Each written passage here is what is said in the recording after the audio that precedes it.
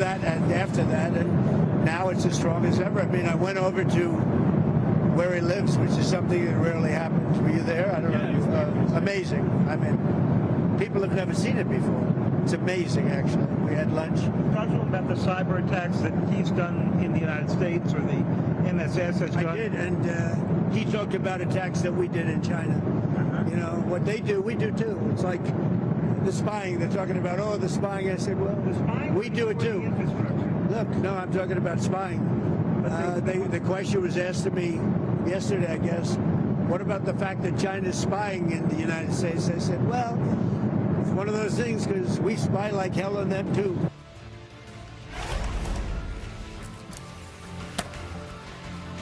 Two and a half more years, folks. Hi again, 5 o'clock in New York. With a president like that, who needs enemies? Donald Trump on Air Force One earlier today on his way back from his trip to China and behaving more like a fan of Chinese, I don't know, superpower ambitions than a leader of the United States of America, a global superpower, or at least we were.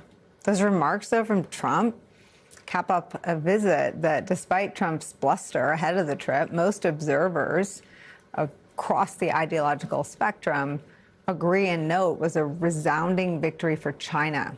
Donald Trump left with 0 trade deals closed, something he had stated as one of his key objectives for his meetings with Xi.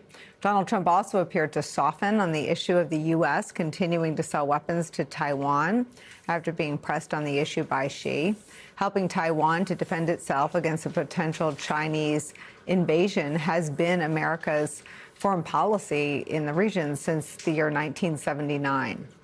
On that, Donald Trump told reporters this, quote, "I'll be making decisions, but you know, I think the last thing we need right now is a war that's 9,500 miles away. You don't say." Now, in no small part because Donald Trump is obviously stuck in a war in another part of the world, about that far away with no way out, and it is a war that has dramatically weakened him politically here at home, as well as on the world stage. It's something that was made all too apparent when he was pressed about the war on Air Force One. Here's how Donald Trump responded to questions from New York Times reporter David Sanger, who wrote that damning piece on Xi gaining the upper hand at the summit. He asked about the state of the ceasefire in Iran. On Iran, Mr. President, just to be clear, I mean, what's next? Is the threat of the bombing starting again? How realistic? Well, I don't want to say that. I mean, I'd like to tell you. I'd like to say on a certain hour, on a certain day, the bombing is going to start. I don't want to say that. I can only say that Iran, I can say this with very, very strong conviction, Iran will never have a nuclear weapon. Not going to happen. Mr. President, what would the use be? They have no chance. What would the use be of repeating the bombing? You did it for 38 days. Well, no, we did. And you did not get the political changes in Iran. No, I had a total military victory, but the fake news, guys like you write incorrectly. You're a fake guy, and guys like you write about it incorrectly. We had a total military victory. We knocked out their entire Navy. We knocked out their entire Air Force. We knocked out all of their anti-aircraft weaponry. We knocked out all of their radar. We knocked out all of their leaders, number one, and then we knocked out all of their leaders in the 2nd Division, and we knocked out numerous of their leaders in the 3rd Division, and they're very confused. We've had a total victory, except by people like you that don't write the truth. You know, you should write. I actually think it's sort of treasonous what you write, but you and the New York Times and CNN, I would say, are the worst. Donald Trump lashing out at the journalists accompanying him on his trip to China after his own public displays of weakness were revealed for the world to see. It's where we begin the hour with former Principal Deputy Director of National Intelligence, our good friend Sue Gordon. Thank you for being here. You're welcome, Nicole. Good to see you. Let's start with the trip. What is your assessment of both the substance of the trip and the reaction from the two leaders, Trump and Xi? So I guess on the top line, nothing bad happened so far, right? But I think we need to be clear that there were two different games isn't the right word, but it's the one I'll use today. Two different games being played. One was about deliverables. One was about position and strategy. And we were not on the position and strategy side. And with China, we've been here before of thinking that we could get them to want to have our values by welcoming them into the free market system.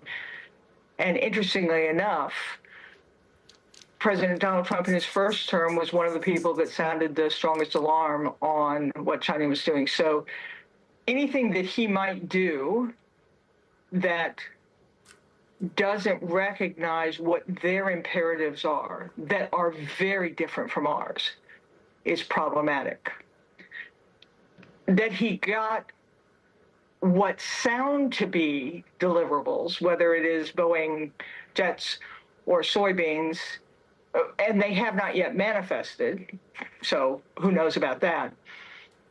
They aren't even strategically big deals in the grand scheme of where we've been left economically with them. And none of them are about the big issues. So, and if you listen to it, Xi signaled this.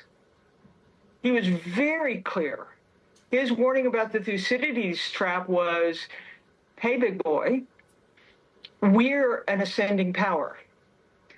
And history is replete with existing powers that didn't recognize that moment.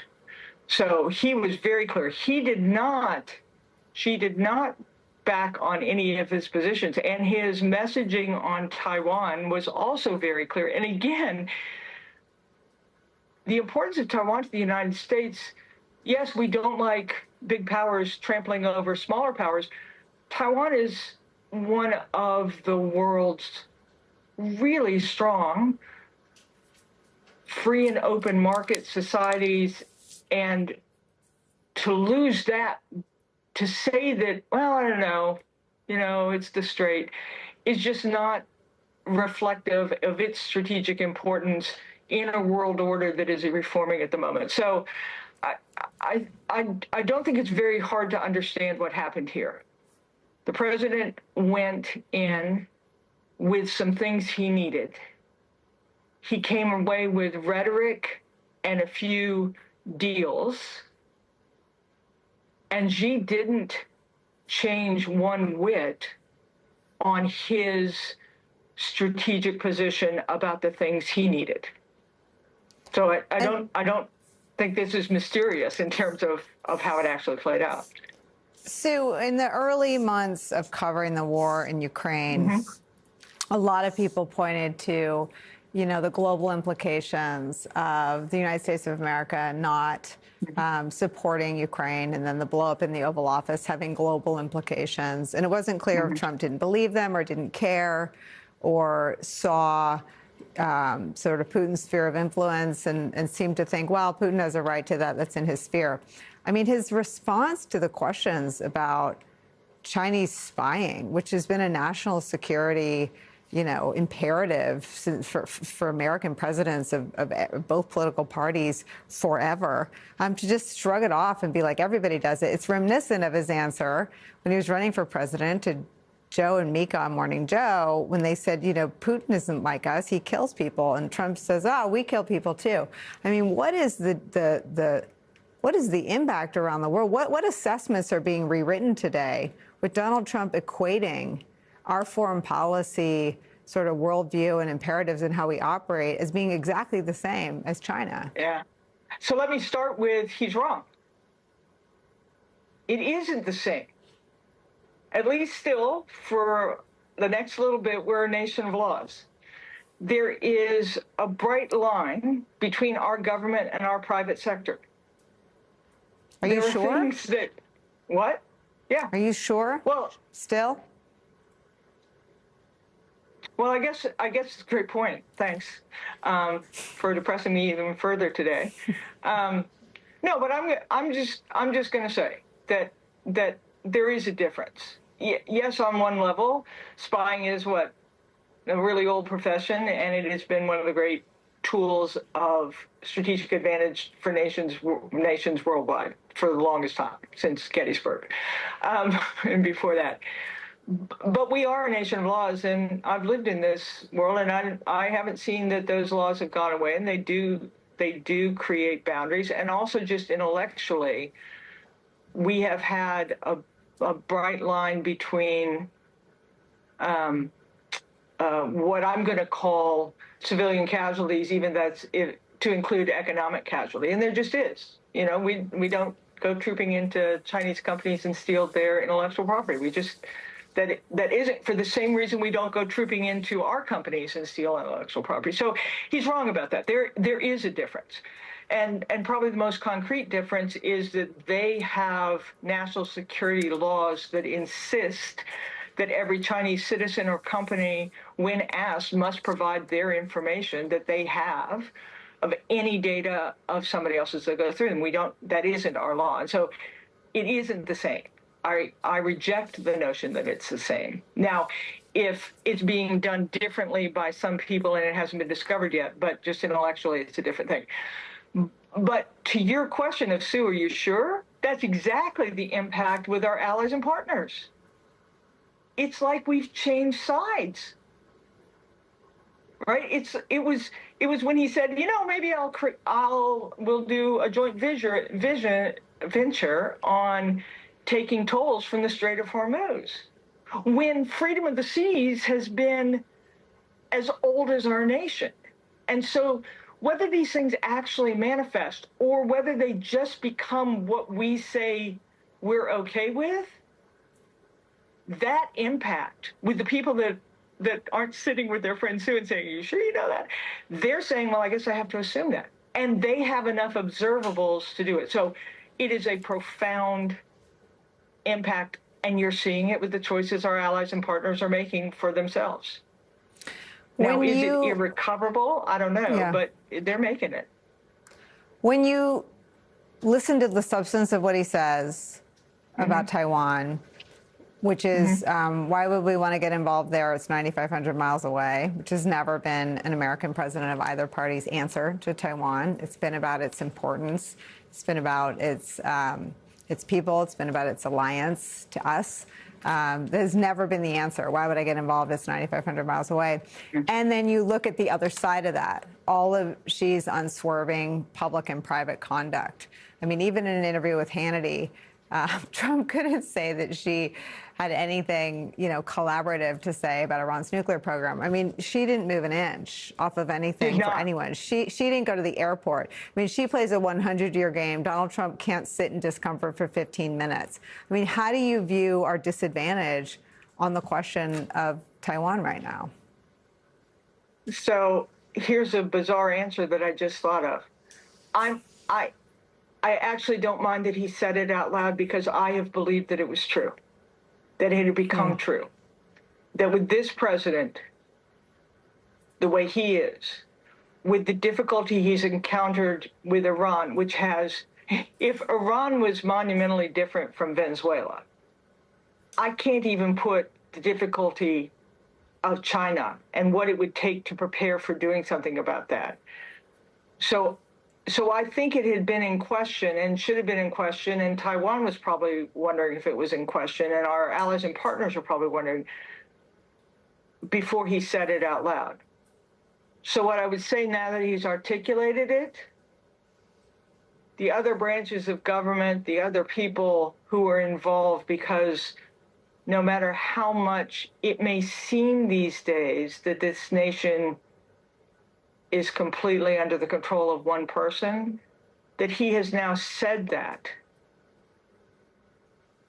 those other elements of national power have better leap into the fray and ask that question and do their job. And yes, I'm speaking to you, Congress, because this question, the idea that he would sit by if, no matter what people might say on the edges, if Xi decided to take that by force when we know what the will of the Taiwan people are,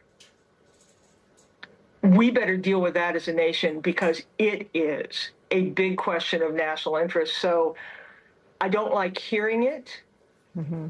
I would rather it be out there that we as a nation have to deal with and ask that question of ourselves, what are our national interests, and get the other elements of power into the fray.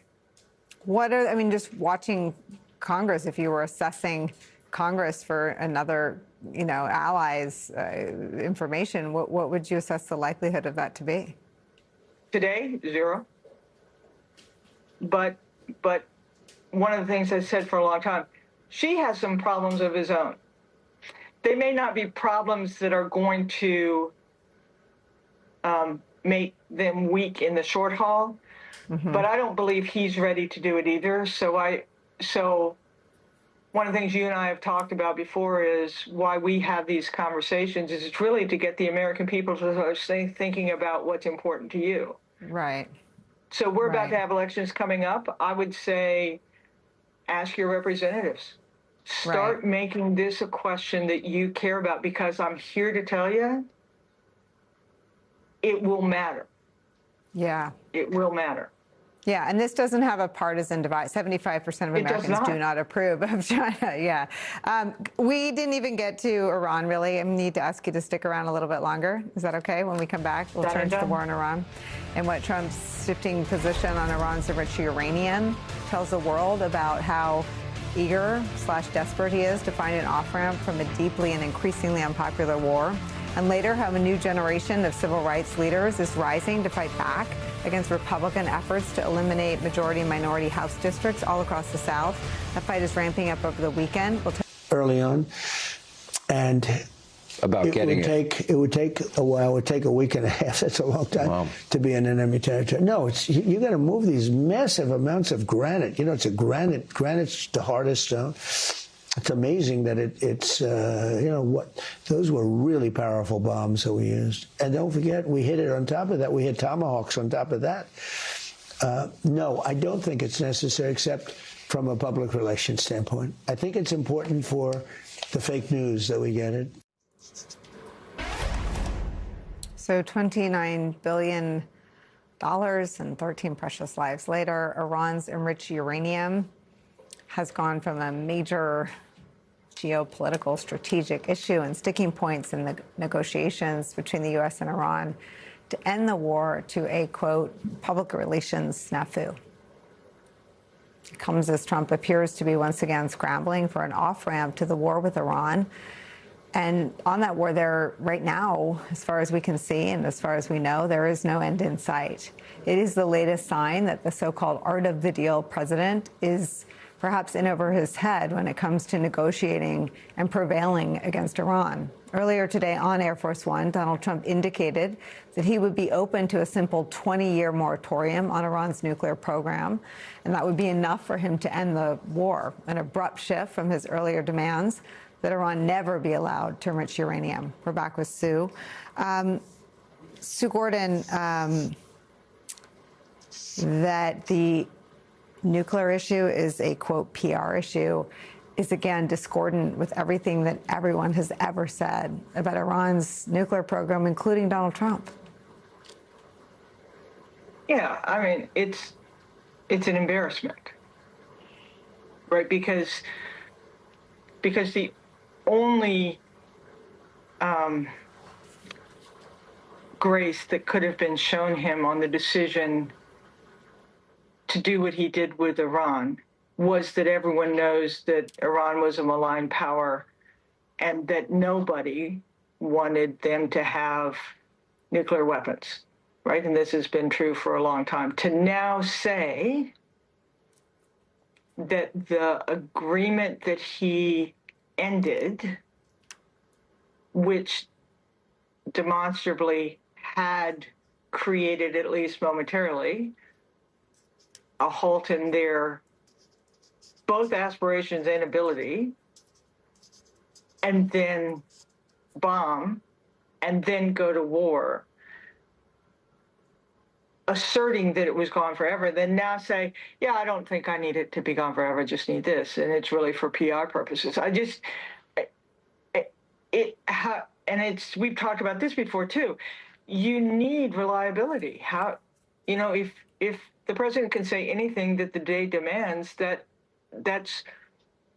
it shouldn't be enough for the American people, but it is really hard for allies, partners, adversaries, and competitors to deal with that. So they didn't have one. It was far away. We made it harder with the military action that the president is correct was very powerful and has done major damage.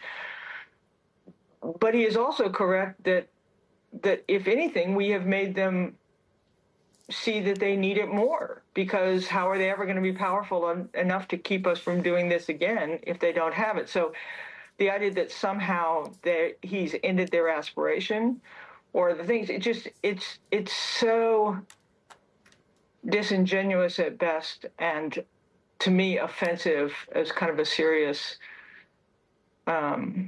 carer about national security. That said, I think he does need a way out of it. I think he has learned that no one is going to come to our aid to get out of it.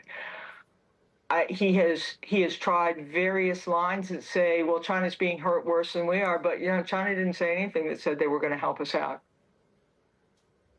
Our friends and allies who are also being hurt by this still won't join in because they don't want to join in. So he is kind of at a moment where he's going to have to get out of this thing, because he is, in fact, despite all statements that it doesn't hurt, he is hurting his own country at a time where he can't afford to do it because he isn't doing well on other fronts. So, I kind of, Sue the moralist will say that that's ridiculous and embarrassing. Sue the practical person says he now knows that he's got to get out of this. And he has to claim that, because the alternative would be to accept a lesser version of the deal that he obliterated. And while you and I might be willing to do that as seeing it as the better part of valor, I think he is not able to walk into that in the same way you and I might be able to. So in a weird sort of way, it's like what he has to create, because no one else is coming to help him out. I'm sure he hoped China would, and I think China signaled very clearly in the most tepid fashion, you're kind of on your own. So I explain, but America, again, talking to our citizens, be clear about this. The situation hasn't changed, except probably for the worse, since the day we decided to go in there. And to now say that the one thing that kind of could make sense that some people held on to and said, yeah, we can't afford for them to have it, which is true, is now somehow a bumper sticker, and we're kind of in the same place that we were a minute ago. How do you do that with a straight face? And how do we maintain our seriousness as a nation? And I think the reason why no one's coming is because they realize that we are not, and this breaks my heart, we are not the people that they are counting on or have counted on in the past, and they're just going to accept it and find another way around to a very rewired world. I mean, Sue, the one thing that even Marco Rubio would say in public was that we had destroyed their military capabilities. The New York Times reported on Monday that they have rebuilt 30 of 33 of the launchers along the Strait of Hormuz, and that they have whatever damage the brilliant men and women of the military did in their successful strikes against the targets that were created for them, they've rebuilt. And so if we are backwards from the nuclear objectives that presidents of both parties have had, if they have rebuilt all their missile capabilities, if the Strait of Hormuz is now closed and controlled by Iran in a manner that it wasn't when it started, how are we not completely screwed in a way we weren't before it started? Oh, we've made the world worse. And I don't, it breaks my heart that I don't get to read intelligence anymore. So I can't give you any inside scoop about the assessment that was leaked, and I don't believe in leaks and stuff. But This is a really different world from a nation that has to develop on another. They have friends, and they have friends who see us weak and are delighted to help hasten that. So that China and Russia would view it in their interest to help Iran, even while still saying we don't want them to have a nuclear weapon, is kind of makes some sense, right? So again, a clear-headed view of this sees what's happening is that we are losing power, we are weakening ourselves, and no amount of saying something that is demonstrably now untrue is going to change it. And no one is even so desperate to be aligned with us that they're willing to go along with it. I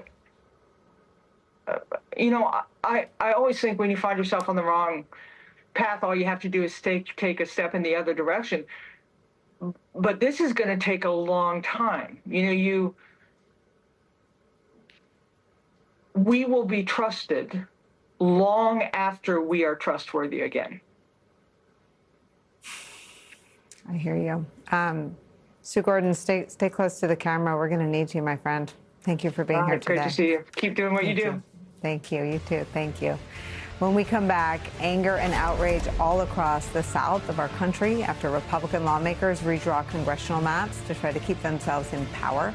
One voter in Louisiana has gone viral for a stinging rebuke about what he says the redistricting efforts are really about. We'll show it to you next.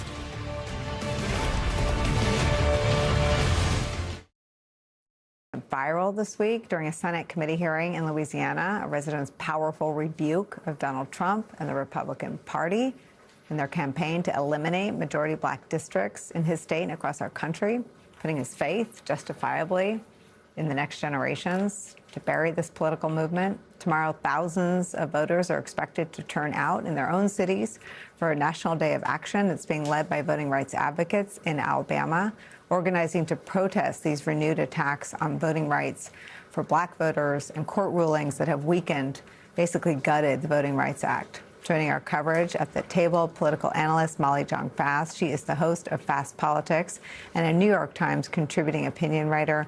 Also joining us, the host of Politics Nation, the president of the National Action Network, the Reverend Al Sharpton. So, Rev, I asked you when the decision came down what's going to happen, and you said, well, we're going down there right away, too. Absolutely. And I think that it is going to grow and it's going to continue to grow because people understand they're being wrongfully disenfranchised. So now it started in Texas, but now you've got all over the South, from Mississippi to Georgia to Florida to Alabama. So when different people started calling different actions, people started gravitating toward it. Melanie Campbell and Janae Nelson said they wanted to get people to come to Montgomery. Randy Weingarten and Noel Kings are helping there. Then you have another gathering in Tennessee. And then the civil rights groups, National Action Network is sending representatives, all of them. Our Vice President, Ebony Riley, be speaking to Montgomery, and Urban League and NAACP. I think that they are forcing all of us together because the very tenets of civil rights is in many ways threatened. And you're undoing what Dr. King and others are in history for. It's interesting that this is the 65th anniversary of the Freedom Riders. I have one on my show tomorrow.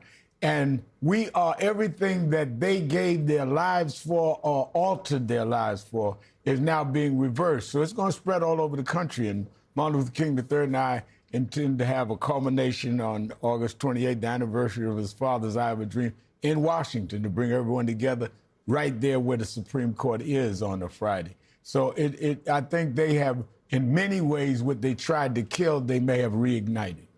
I know you don't wallow a lot in how does this feel, and I know you don't feel a lot of shock and surprise at what the Republicans and MAGA and their allies on the Supreme Court do.